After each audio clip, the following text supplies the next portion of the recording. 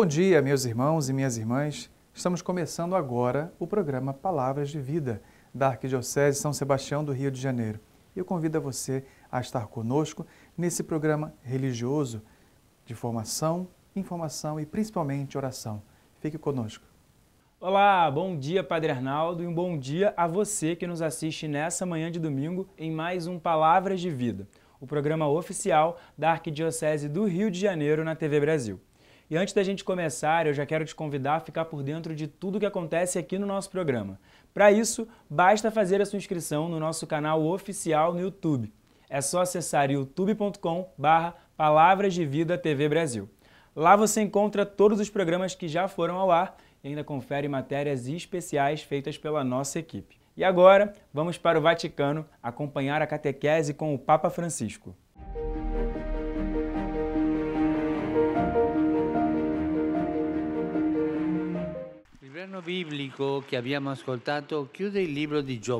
O trecho bíblico que ouvimos encerra o livro de Jó, um ápice da literatura universal. Encontramos-nos com Jó no nosso caminho de catequese sobre a velhice.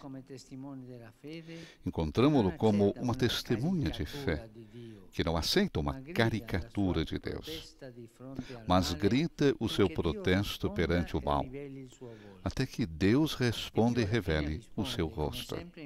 E Deus, por fim, responde, como sempre de um modo surpreendente, mostra a Jó a sua glória, mas sem o esmagar. Pelo contrário, com soberana ternura, como Deus sempre faz, com ternura. Temos de ler bem as páginas desse livro, sem preconceitos, sem clichês, para compreender a força do grito de Jó. Far-nos-á bem colocarmos-nos na sua escola, para superar a tentação do moralismo perante a exasperação e o desânimo pela dor de ter perdido tudo. Nessa passagem conclusiva do livro, quando Deus finalmente toma a palavra, quando Jó perde tudo, perde a riqueza, a família, os filhos, e perde também a saúde, fica ali, em diálogo com 3 amigos, um quarto que vem depois saudá-lo. Essa é a história. Então, nessa passagem conclusiva do livro de hoje, quando Deus finalmente toma a palavra, esse diálogo de Jó com seus amigos é como um caminho para chegar ao momento em que Deus dá a sua palavra. Jó é elogiado porque compreendeu o mistério da ternura de Deus, escondida por detrás do seu silêncio. Deus repreende os amigos de Jó, que presumiam saber tudo sobre Deus e sobre a dor. E vindos consolar Jó, tinham acabado por o julgar com seus esquemas preconcebidos. Deus nos preserve desta hipócrita e presunçoso pietismo. Aquela religiosidade moralística de preceitos que nos dá uma certa presunção e nos leva ao fariseísmo e ao pietismo. Eis como o Senhor se expressa em relação a eles. Assim diz o Senhor: estou irado contra vós, porque não falastes corretamente de mim, como Jó, meu servo. Isso é o que diz o Senhor aos amigos de Jó. O meu servo Jó intercederá por vós. É em consideração a ele que não vos infligirei ignomínias por não teres falado bem de mim, como Jó, o meu servo. A declaração de Deus surpreende-nos, pois lemos as páginas ardentes do protesto de Jó, que nos deixou consternados. No entanto, diz o Senhor, Jó falou bem, até mesmo quando era com raiva. Estava com raiva contra Deus, mas falou bem, porque se recusou a aceitar que Deus seja um perseguidor. Deus é uma outra coisa. E ele buscava ele. E como recompensa, Deus restitui a Jó o dobro de todos os seus bens. Depois de lhe pedir que reze pelos seus maus amigos. O ponto de virada da conversão da fé ocorre precisamente no ápice do desabafo de Jó, onde ele diz: eu sei que meu vingador está vivo e que aparecerá finalmente sobre a terra. Depois que a minha pele será destruída, sem a minha carne, verei Deus. Eu mesmo o contemplarei, meus olhos vê-lo-ão, e não os olhos de outro. Essa passagem é muito bonita. Me vem em mente o fim do oratório de Messias de Handel. Depois da festa da Aleluia, lentamente o soprano canta esta passagem. Eu sei que o meu Redentor vive com paz. De toda de dor, de alegria de Jó, a voz do Senhor é outra coisa. Eu sei que o meu Redentor vive. É muito bonito isso. E podemos interpretá-lo assim: meu Deus, eu sei que tu não és o perseguidor. O meu Deus virá e far-me-á justiça. Fé simples na ressurreição. A fé em Jesus Cristo. Fé simples que o Senhor sempre nos espera e verá. A palavra do livro de Jó representa dramática e exemplarmente o que na realidade acontece na vida. Ou seja, que sobre uma pessoa, uma família, um povo, recaem provações demasiado pesadas, desproporcionadas em relação à pequenez e à fragilidade humana. Na vida, frequentemente, como se costuma dizer, chove no molhado. E algumas pessoas são esmagadas por uma soma de males que parece verdadeiramente excessiva e injusta. Tantas pessoas vivem isso. Todos nós conhecemos pessoas assim. Ficamos impressionados com seu grito, mas também, muitas vezes, admiramos-nos com a firmeza da sua fé e do seu amor. No seu silêncio. Penso nos pais de crianças com deficiências graves. Vocês já pensaram nisso? Nos pais de crianças com deficiências graves toda a vida? Penso também naqueles que vivem com uma enfermidade permanente, ou no familiar que está ao seu lado. Situações muitas vezes agravadas pela escassez de recursos econômicos. Em certos momentos da história, esses acúmulos de fardos parece que chegam todos juntos. Isto foi o que aconteceu nos últimos anos com a pandemia da Covid-19 e o que está acontecendo agora com a guerra na Ucrânia.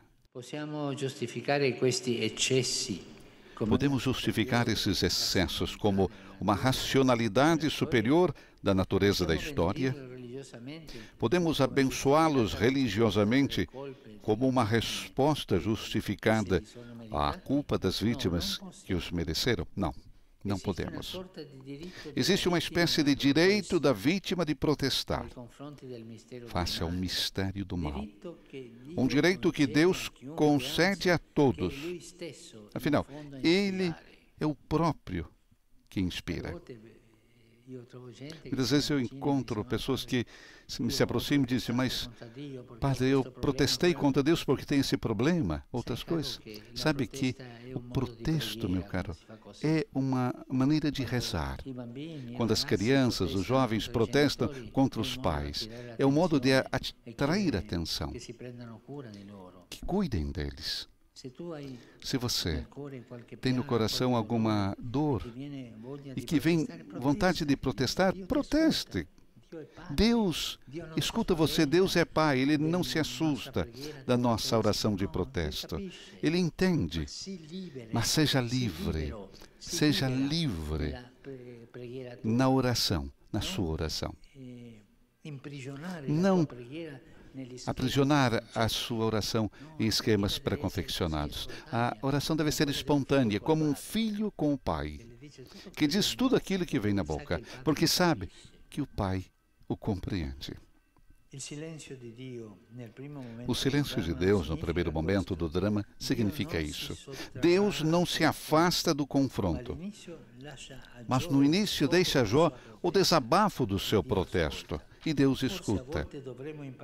Talvez por vezes devêssemos aprender de Deus esse respeito e ternura.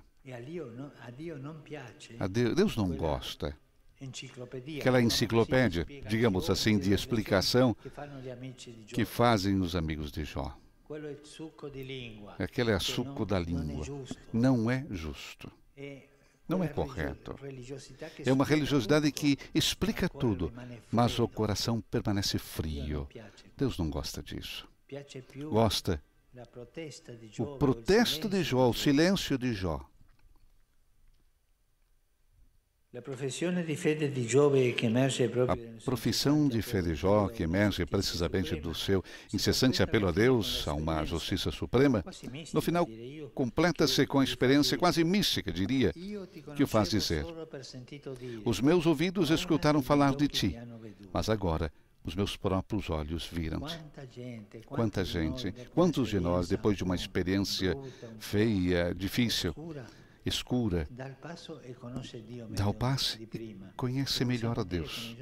E podemos falar como Jó. Eu conhecia por ouvir dizer, mas agora eu te vi. Eu encontrei. Esse testemunho é particularmente crível se a velhice o assumir na sua progressiva fragilidade e perda. Os idosos viram muitas coisas. E também viram a inconsistência das promessas dos homens.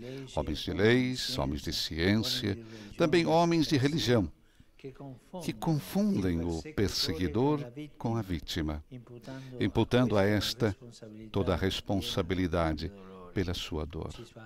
Eles erram. Os idosos que encontram o caminho deste testemunho, que converte o ressentimento pela perda na tenacidade pela expectativa da promessa de Deus.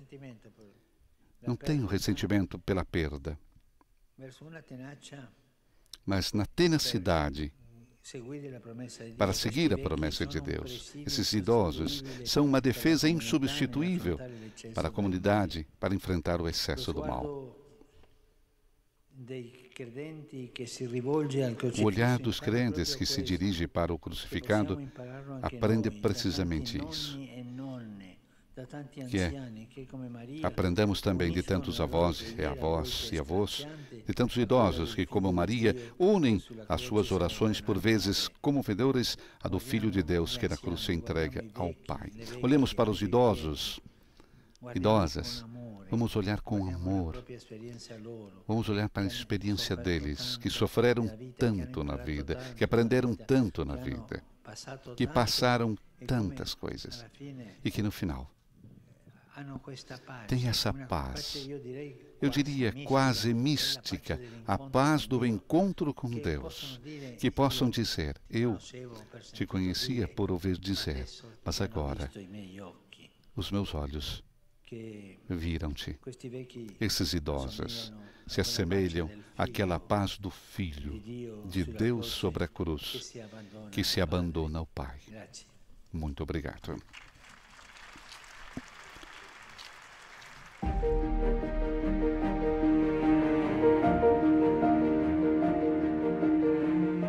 E nós continuamos no Vaticano, agora com notícias internacionais. Olá, Vinícius. Acabamos de ouvir a catequese do Papa, que deu continuidade ao ciclo sobre a terceira idade. Francisco ainda sofre com problemas no joelho, mas isso não interferiu em sua agenda. Pelo contrário, o pontífice permanece muito ativo, com inúmeras audiências diárias. E não só, acrescentou mais uma viagem apostólica para o mês de julho. Isso mesmo, além de ir à África para visitar a República Democrática do Congo e o Sudão do Sul, no final do mesmo mês, Francisco irá ao Canadá. O Papa havia manifestado a intenção de visitar o país desde que vieram à tona casos de abusos por parte da Igreja contra crianças no período colonial. Como dissemos, a agenda de Francisco prossegue normalmente e estas semanas, até outubro, são marcadas pelas visitas ad limina dos bispos do Brasil. Os regionais da CNBB haviam iniciado em 2020 com a presença dos bispos de Goiás, Brasília e Paraná. Com a pandemia, tudo foi cancelado e retomado agora, neste mês de maio. Já vieram ao Vaticano os bispos do Rio Grande do Sul, Ceará e Piauí. Vamos ver algumas imagens da audiência com o Papa Francisco. Puedo hablar brasileiro, pero não puedo hablar português, porque não lo entendo. O melhor sorriso que você trouxer no Brasil. Ignora mortis nostri.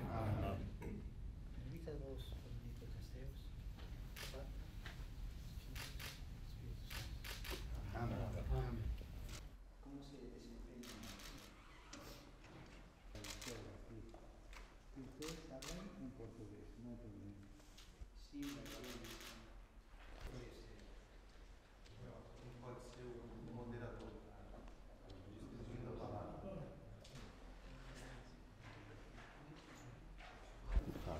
Da un artigiano povero, un ragazzo di 31 anni. San Giuseppe, perché è stato molto colpito per l'anno di San Giuseppe. Sì, lui è molto felice. Bom dia. Para o melhor sorriso que você trouxeram no Brasil.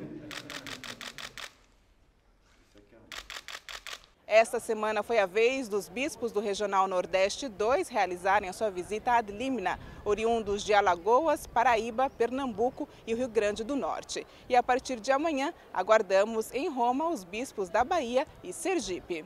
Do Vaticano, Bianca Fracalvieri para o programa Palavras de Vida. E na semana que vem voltamos com mais informações de Roma. No próximo bloco, você confere as últimas notícias direto de Brasília no boletim Igreja no Brasil. Voltamos em instantes.